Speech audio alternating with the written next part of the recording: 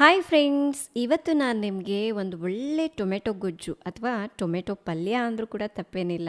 ಬಾಯಿ ಕೆಟ್ಟಾಗ ಹುಳಿ ಹುಳಿ ಖಾರವಾಗಿ ಏನಾದರೂ ತಿನ್ನಬೇಕು ಅನ್ನಿಸ್ದಾಗ ಈ ಸ್ಟೈಲ್ನಲ್ಲಿ ಟೊಮೆಟೊ ಗೊಜ್ಜನ್ನ ಒಂದ್ಸಲ ಟ್ರೈ ಮಾಡಿ. ಮತ್ತೆ ಮತ್ತೆ ಮಾಡಿ ತಿನ್ನೋದಂತೂ ಗ್ಯಾರಂಟಿ. ನಾನಿಲ್ಲಿ ಟೊಮೆಟೊ ಗೊಜ್ಜು ಮಾಡಲಿಕ್ಕೆ 6 ಟೊಮೆಟೊನ ತಗೊಂಡಿದ್ದೀನಿ, ಈ ಸೈಜಿಂದು. ಅದ್ರ ಜೊತೆಗೆ ಒಂದು 2 ಈರುಳ್ಳಿ, ಇದು ಕೂಡ ಸೇಮ್ ಸೈಜಿಂದ ತಗೋಬೇಕು. ಈಗ ತೆಳ್ಳಗೆ ಕಟ್ ಮಾಡ್ಕೊಳ್ಳೋಣ.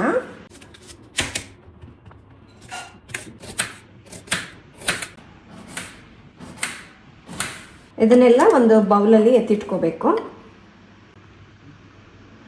ಹಾಗೆ ಟೊಮೆಟೊನ ಕೂಡ ಅಷ್ಟೇ ತೆಳ್ಳಗೆ ಕಟ್ ಮಾಡ್ಕೋಬೇಕು. ಈ ಥರ ಹುಳಿ ಟೊಮೆಟೊನೇ ತಗೊಳ್ಳಿ, ತುಂಬ ಚೆನ್ನಾಗಿ ಬರುತ್ತೆ ಪಲ್ಯ. ಈಗ ಒಗ್ಗರಣೆನ ಮಾಡ್ಕೊಳ್ಳೋಣ.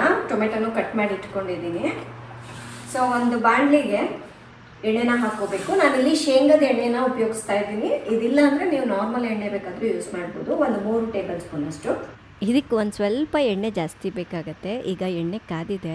ಒಂದು ಅರ್ಧ ಟೀ ಸ್ಪೂನ್ ಅಷ್ಟು ಸಾಸಿವೆ, ಅರ್ಧ ಟೀ ಸ್ಪೂನ್ ಅಷ್ಟು ಜೀರಿಗೆ, ಕಟ್ ಮಾಡಿರೋ ಈರುಳ್ಳಿ ಹಾಕೊಳ್ಳೋಣ.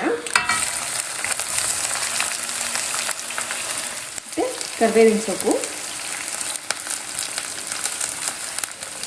ಕಟ್ ಮಾಡಿರೋಂಥ ಹಸಿಮೆಣಸಿನ್ಕಾಯಿ ಒಂದು 3 ಹಾಕ್ತಾ ಇದ್ದೀನಿ.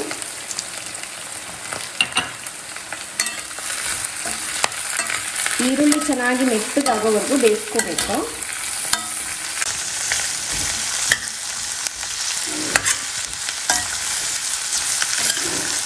ಸ್ವಲ್ಪ ಉಪ್ಪು ಹಾಕ್ತಾ ಇದ್ದೀನಿ, ಅಂದರೆ ಈರುಳ್ಳಿ ಬೇಗ ಸಾಫ್ಟ್ ಆಗುತ್ತೆ.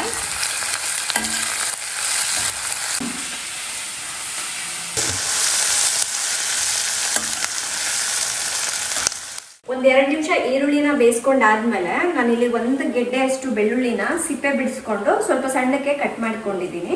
ಇದನ್ನ ಹಾಕೋಬೇಕು. ಅಥವಾ ಬೆಳ್ಳುಳ್ಳಿನ ಜಜ್ಜಿ ಸಹ ಹಾಕೋಬಹುದು. ಅರೋಮಾ ಬರೋವರೆಗೂ ಇದನ್ನ ಸ್ವಲ್ಪ ಬೇಯಿಸ್ಕೊಳ್ಳೋಣ. ಫ್ರೆಂಡ್ಸ್, ಇದಕ್ಕೆ ಬೆಳ್ಳುಳ್ಳಿನೇ ಮೇನ್ ಇಂಗ್ರೀಡಿಯೆಂಟ್. ಹಾಕೋದ್ರಿಂದ ಫ್ಲೇವರ್ ಚೆನ್ನಾಗಿರುತ್ತೆ. ಸೊ ಹಾಗಾಗಿ ಸ್ವಲ್ಪ ಜಾಸ್ತಿನೇ ಹಾಕ್ಕೊಳ್ಳಿ. ಆಮೇಲೆ ಈಗ ಕಟ್ ಮಾಡಿರೋ ಟೊಮೆಟೊನ ಹಾಕ್ಕೊಳ್ಳೋಣ.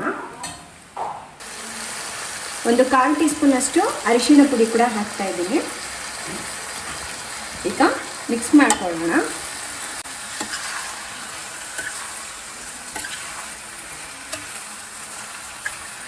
ಈರುಳ್ಳಿ ತುಂಬ ಕೆಂಪಗಾಗಬೇಕಂತ ಏನಿಲ್ಲ, ಸ್ವಲ್ಪ ಸಾಫ್ಟ್ ಆಗಿ ಆದರೆ ಸಾಕು. ಮಿಕ್ಸ್ ಮಾಡಿಕೊಂಡು ಒಂದು 5 ನಿಮಿಷ ಲಿಡ್ನ ಕ್ಲೋಸ್ ಮಾಡಿ ಇಡಬೇಕು. ಪ್ರತಿ 5 ನಿಮಿಷಕ್ಕೆ ಒಂದ್ಸಲ ಲಿಡ್ನ ಓಪನ್ ಮಾಡಿಬಿಟ್ಟು ಇದನ್ನು ಮಿಕ್ಸ್ ಮಾಡ್ತಾ ಇರಬೇಕು. ಎಲ್ಲಿವರೆಗೂ ಅಂದರೆ ಟೊಮೆಟೊ ಸಾಫ್ಟ್ ಆಗಬೇಕು. ಇನ್ನೊಂದೇನು ಗೊತ್ತಾ, ಈ ಗೊಜ್ಜಿನ ಸ್ಪೆಷಾಲಿಟಿ, ತಿನ್ನುವಾಗ ಈ ಥರ ಟೊಮೆಟೊ ಸಿಗಬಾರ್ದು. ಅದನ್ನು ಚೆನ್ನಾಗಿ ಮೆತ್ತಗೆ ಮಾಡಬೇಕು. ಮಧ್ಯೆ ಮಧ್ಯೆ ಈ ಥರ ಪ್ರೆಸ್ ಮಾಡಿ, ಆವಾಗ ಮೆತ್ತಗಾಗ್ಬಿಡತ್ತೆ ನೋಡಿ.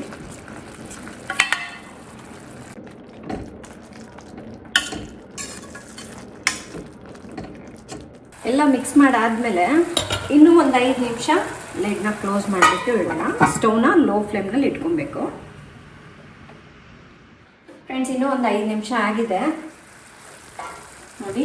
ಟೊಮೆಟೊ ಎಲ್ಲ ಮೆತ್ತಗಾಗ್ಬಿಟ್ಟಿದೆ. ಸೊ ಹೀಗಿದ್ರೇ ತಿನ್ನಲಿಕ್ಕೆ ತುಂಬ ಮಜವಾಗಿರುತ್ತೆ.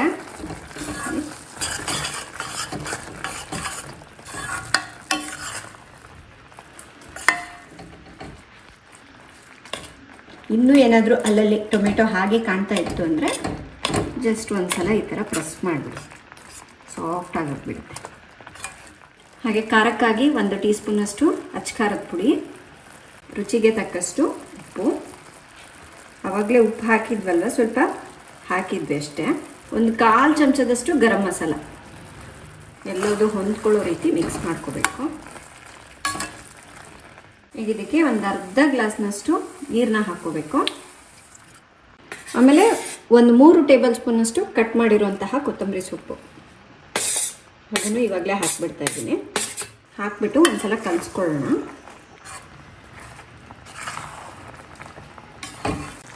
ನಾನು ಆಲ್ರೆಡಿ ಇನ್ನೊಂದು ಥರ ಟೊಮೆಟೊ ಗೊಜ್ಜನ್ನ ಮಾಡಿ ತೋರಿಸಿದ್ದೀನಿ.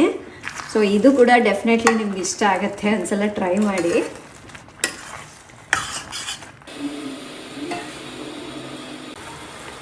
ಈಗ ಲಿಡ್ನ ಕ್ಲೋಸ್ ಮಾಡಿ ಇನ್ನೂ ಒಂದು 3 ನಿಮಿಷ ಮೀಡಿಯಮ್ ಫ್ಲೇಮ್ನಲ್ಲಿ ಇದನ್ನು ಕುದಿಸೋಣ.